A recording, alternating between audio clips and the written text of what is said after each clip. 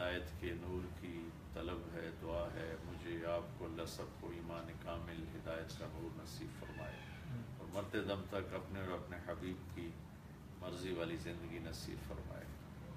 میں آج اس پیج پر ایک مختصر سا پیغام دینا چاہتا ہوں جو ہمارے معاشرے کا بہت ہاٹ ایشو ہے، وہ ہے برداشت کا نہ ہونا، ایک دوسرے کو برداشت نہ کرنا اور دوسروں کی زندگی میں داخل ہونا برے طریقے سے۔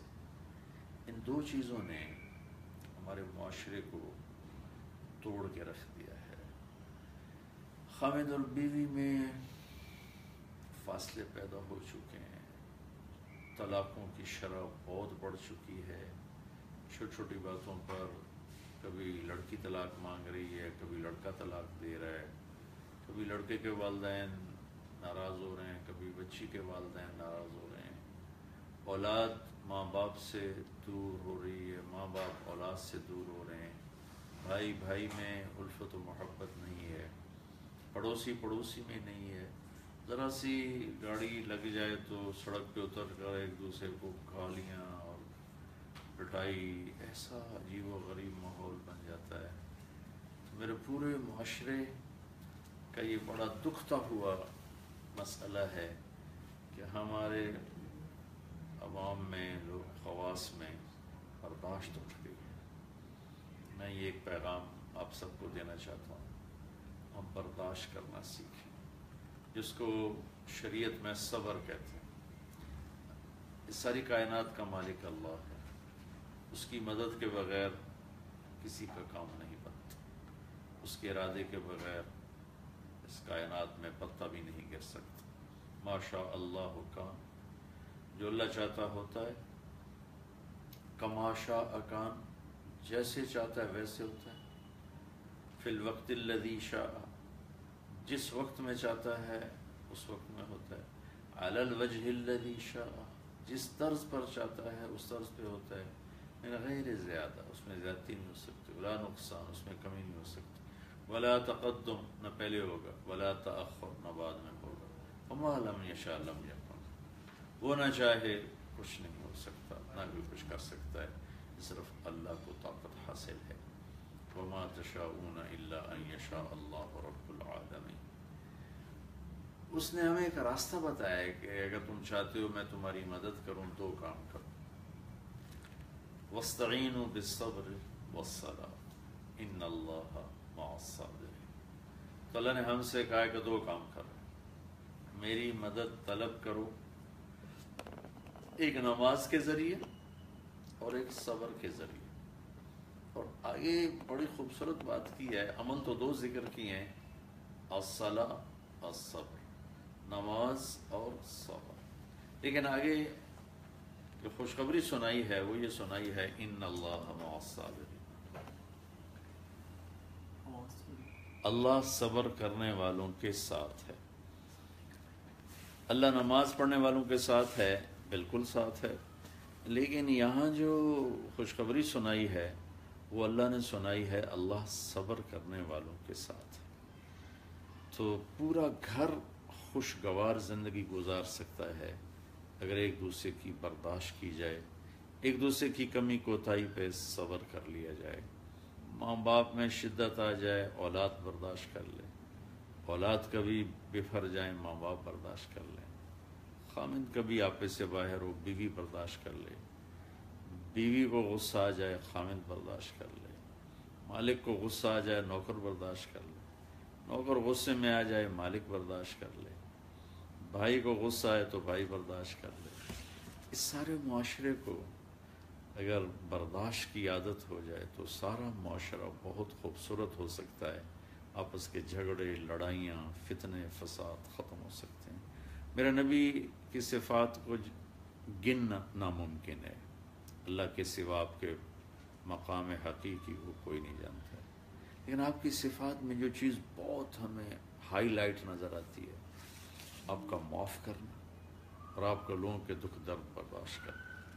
ہمارے معاشرے میں اوروں کی زندگی میں ٹانگ اڑانے کا ایک ماحول بن چکا ہے، تو برداشت کیا ہے کہ لوگوں کی زیادتیوں کو، لوگوں کی دخل اندازی کو سہ جائیں، پی جائیں، چپ کر جائیں، اور اپنی ذات سے کسی کی زندگی میں داخل ہونا چھوڑ دیں، اپنی ذات سے کسی کی زندگی میں خلل ڈالنا چھوڑ دیں، اوروں پر تنقید کرنا، اوروں کی کمیاں پکڑنا، اوروں کے عیب دیکھنا سے اپنی آنکھوں کو بند کر لیں۔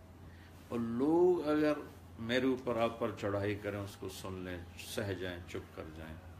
دل اللہ کے ہاتھ میں ہے، نتیجے اللہ دیتا ہے، میرے رب کی قسم۔ کوئی چھوٹا بڑا اور کسی بھی رشتے والا، رشتے والی، اس میرے اللہ کی اس ایک بات پر، میرے نبی کی اس ایک بات پر عمل کر لے کہ برداشت کرے، معاف کرے، درگزر کرے، سہ جائے۔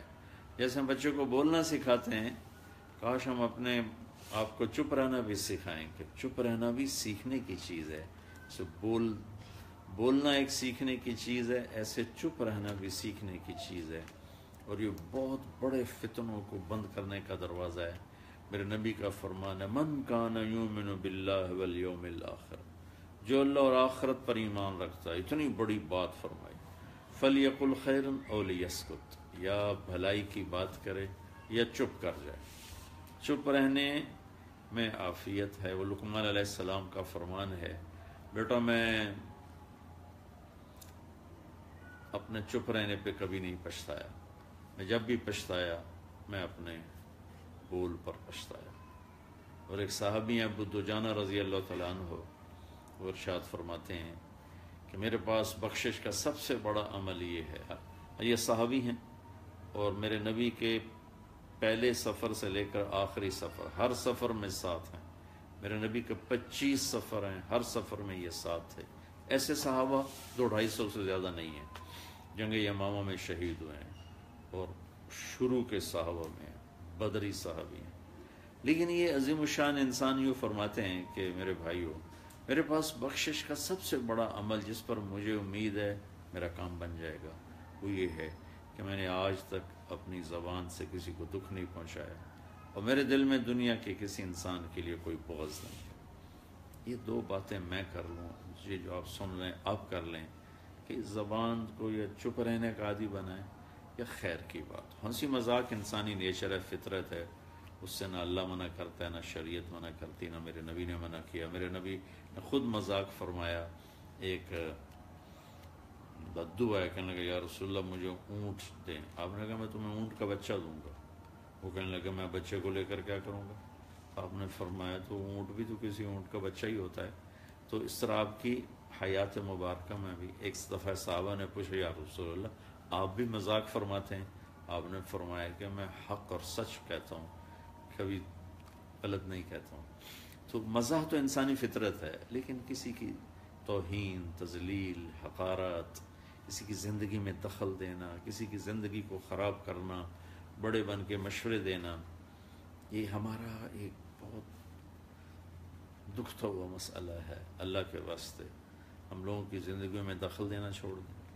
ہماری زندگی میں کوئی دخل دے اسے برداشت کر لیں، سہ جائیں، پی جائیں، تو یہ صبر ایک اتنی بڑی طاقت بنے گا کہ ادھر اللہ سے ملا دے گا، ادھر اللہ کے بندوں کو ہمارے لیے مسخر کر دے گا۔ ایک صبر ہو اور ایک نماز ہو، یہ دو چیزیں مل کر نماز میں اللہ سے جوڑ دے گی، صبر میں بندوں سے جوڑ دے گا۔ اللہ بھی راضی، اللہ کے بندے بھی راضی۔ ورنہ ہم پیسے کے ذریعے، دولت کے ذریعے، چیزوں کے ذریعے لوگوں کے دلوں کو نہیں خرید سکتے۔ پھر برداشت کرنا اور معاف کرنا یہ ایک ایسا میرے نبی کا عمل ہے جس پر آپ سب رشتوں کو زندہ کر سکتے ہیں۔ ورنہ رشتے ٹوٹے پڑے ہیں، پھیکے ہو چکے ہیں، بڑے بڑے گھر ہیں، زندگیاں ویران ہیں، قیمتی قیمتی لباس ہیں، سواریاں ہیں، لیکن زندگیوں میں اندھیرا چھایا ہوا ہے، اور اس کی وجہ صرف ہماری یہ بد اخلاقی ہے۔ اللہ تعالی ہمیں اپنے نبی والے اخلاق نصیب فرمائے۔ السلام علیکم۔